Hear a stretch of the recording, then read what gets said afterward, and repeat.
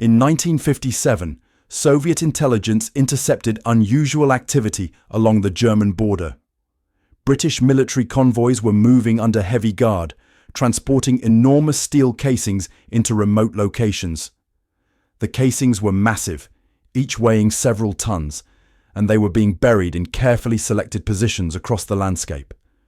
What you just saw was one file. The Cold War was fought in secrets like this. Cold War Black Files is where those stories resurface. Subscribe. New files declassified.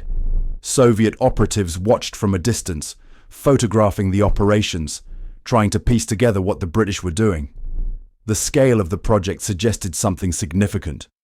The secrecy surrounding it suggested something dangerous. Intelligence analysts in Moscow studied the reports, debating theories, and some believed the British were installing underground supercomputers, advanced calculating machines that could coordinate NATO defenses. Others argued the casings contained biological weapons, ready to be unleashed if Soviet forces crossed the border. Both theories were wrong. The truth was far stranger than anything Soviet intelligence imagined. The British were burying nuclear landmines. Not small tactical devices, but massive weapons, each carrying a 10-kiloton warhead. The yield was comparable to the bomb dropped on Hiroshima. 7 of these mines were planned for deployment across West Germany. The strategy was simple in concept, horrifying in execution. If Soviet tank divisions poured across the border, the mines would detonate, creating impassable radioactive craters.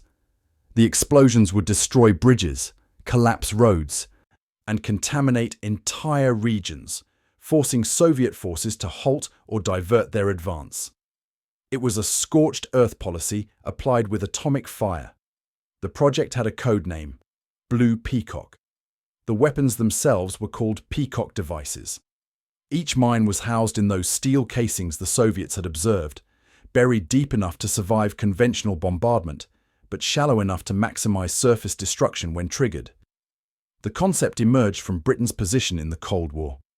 By the mid-1950s, British military planners were increasingly concerned about Soviet conventional superiority. Intelligence estimates suggested the Soviets could field overwhelming numbers of tanks and infantry. If war came, NATO forces in Germany would be outnumbered, possibly overrun within days.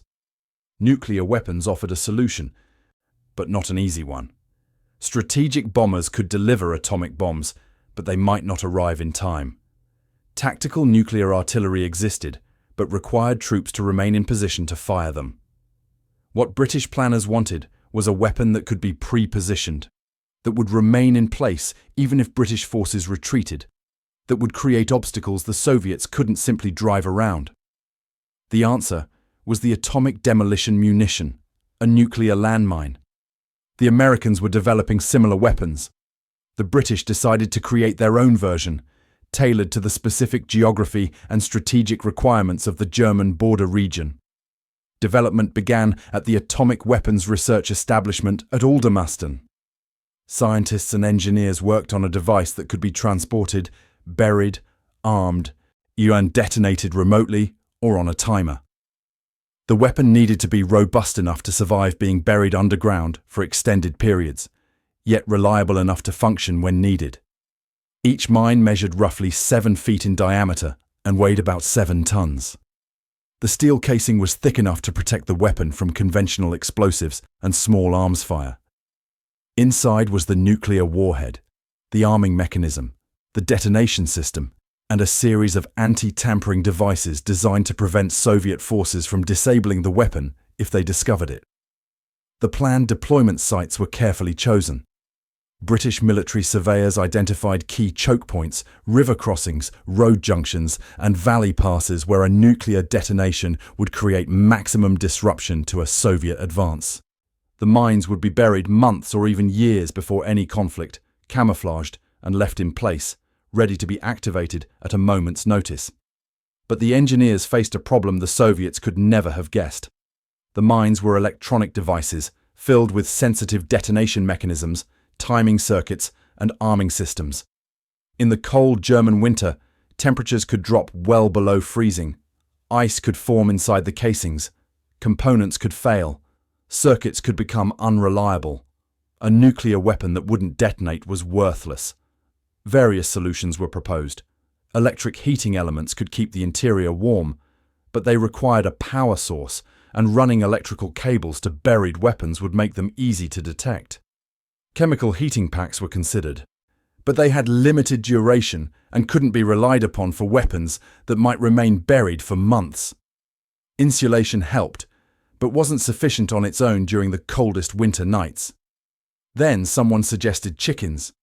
The idea seemed ridiculous at first, but the physics were sound. Chickens maintain a body temperature of around 106 degrees Fahrenheit. A small number of birds sealed inside the weapon casing would generate constant heat.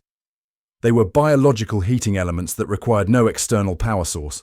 All they needed was food, water, and air. The proposal was formally submitted. Engineers calculated the heat output of different numbers of chickens. They designed chambers within the weapon casing where the birds could be housed. They determined how much food and water would be needed to keep the chickens alive for up to 7 days, the maximum time period the mines were expected to remain armed before either detonating or being disarmed. Documents from the period confirm this wasn't a joke. Official blueprints included detailed drawings of the chicken chambers. Supply requisitions listed the birds alongside uranium components and high explosives. Scientists conducted tests to determine whether chicken droppings would interfere with the weapon's mechanisms. They calculated ventilation requirements to ensure the birds wouldn't suffocate. British military planners seriously considered deploying nuclear weapons kept operational by poultry. The absurdity of the situation wasn't lost on everyone involved. Some scientists reportedly found the chicken solution darkly humorous. Others treated it as just another engineering challenge to be solved. In the paranoid atmosphere of the Cold War, where both sides were developing weapons of unimaginable destructive power, the idea of using farm animals to warm a nuclear bomb seemed only slightly stranger than the bomb itself. The project moved forward through 1957 and into 1958. Prototypes were built and tested. The nuclear components were manufactured. The chicken warming system was refined. British military planners allocated resources, prepared deployment sites, and refined the operational doctrine for using the mines in war. The doctrine was grim. If Soviet forces invaded, British commanders would have hours, perhaps minutes, to decide whether to detonate the mines. And the explosions would create radioactive wastelands across German territory. Civilians in nearby towns and villages would be exposed to fallout. The contamination would persist for years, perhaps decades. It was a weapon of last resort, to be used only if the alternative was total Soviet conquest of Western Europe. But questions began to emerge. German officials learned of the project and expressed deep concerns about British nuclear weapons buried across their territory without German control over their use. The political implications were severe. How could Britain claim to be defending Germany while planning to deliberately irradiate German soil? What would happen if the mines were discovered by civilians? What if they malfunctioned and detonated accidentally? The moral implications became harder to justify. Military planners had to confront the reality of what they were proposing. The mines wouldn't just stop Soviet tanks. They would kill anyone nearby, friend or foe. They would render entire regions uninhabitable. They would poison water supplies, destroy farmland, and create humanitarian disasters that would persist long after any war ended. And the absurdity of the chicken warming system, while technically feasible, highlighted just how desperate and strange the entire concept had become. The image of nuclear weapons kept operational by farm birds seemed to crystallize everything that was wrong with the plan. It was brilliant and insane in equal measure. Then, quietly, Blue Peacock was cancelled. The official reasons cited changing strategic priorities and improved conventional defences. The real reasons were more complex, and the political backlash from Germany was too severe. The moral questions were too difficult. The operational challenges, including the chicken problem, made the weapons seem unreliable. And perhaps, somewhere in the chain of command, someone recognized that the entire project had crossed a line from strategic deterrence into madness. The mines were never deployed. The chickens never took up residence inside nuclear weapons. The project was classified, sealed in archives, marked top secret and forgotten by everyone except a few officials who had worked on it. The steel casings the Soviets had observed being buried were removed and destroyed. The deployment sites were abandoned and returned to normal use. The nuclear components were recycled into other weapons programs. The blueprints were filed away in secure vaults. Decades passed.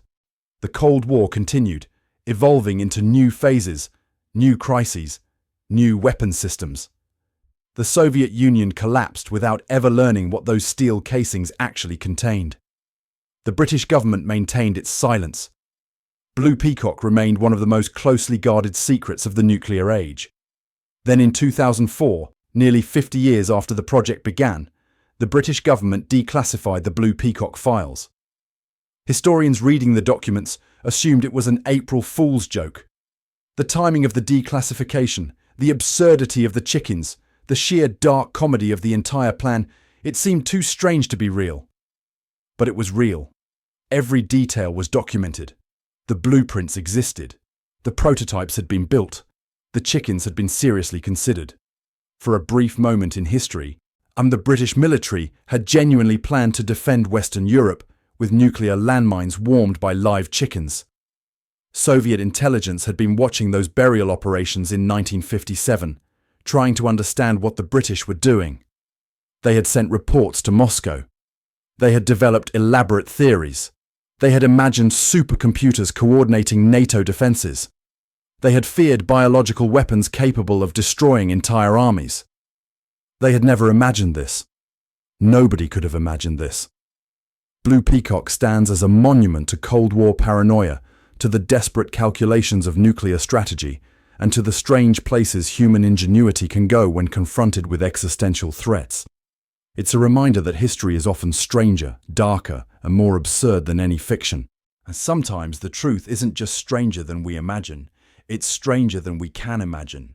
And sometimes, buried in classified archives, waiting to be discovered decades later, are stories that seem impossible until you see the documentation proving they were real.